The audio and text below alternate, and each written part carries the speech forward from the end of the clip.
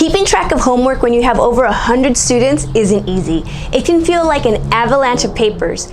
Being organized is one of the foundations to having a successful school year. If you teach 5 periods with 32 students, each class will have 160 pieces of paper coming at you at any given day. There has to be an easy way to keep track of assignments and be able to look up information without having to go to your computer.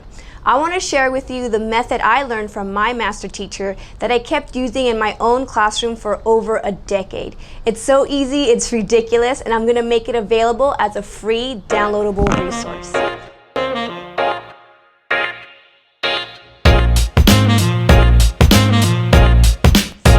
Welcome to the Teacher Revolution, where I give you tips and tricks to continue to grow as an educator. I'm Cindy, I'm a counselor and a teacher coach.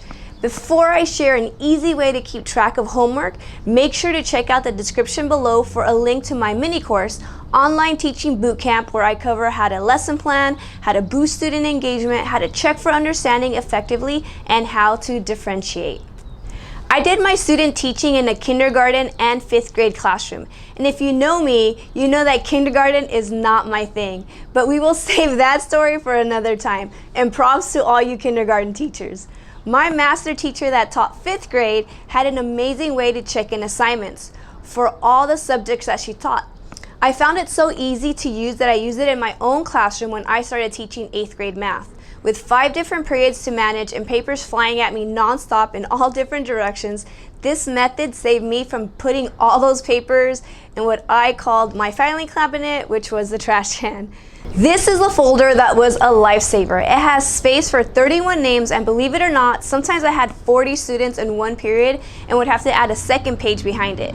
The shaded areas are sectioned off into 6 sections because each grading period is 6 weeks long. So I have homework or classwork, all the data, all available for one whole grading period. At the top, there's a spot to put either the period or the subject, and then you can also put the name of the assignment.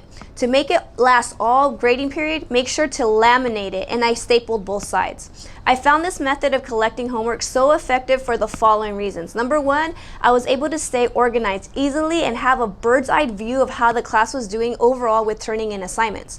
Number 2, I was able to have one folder per period, and if I had to adjust an assignment, I could write it down just for that class. Number 3, by using the folder, I was able to keep all the papers from a class together and organized. I didn't have to worry about papers getting misplaced into another pile.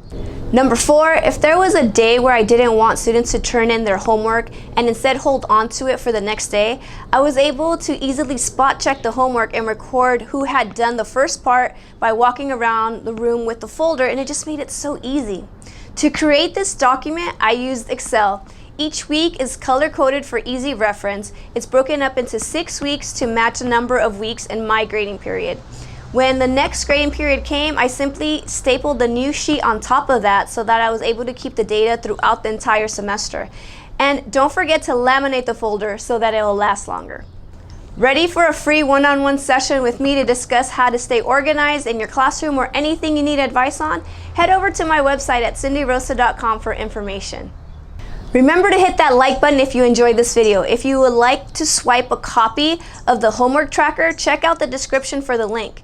Do you have other ways to make data collection easy? Leave your thoughts in the comment section and share. Hope you found this information helpful. Thanks for watching.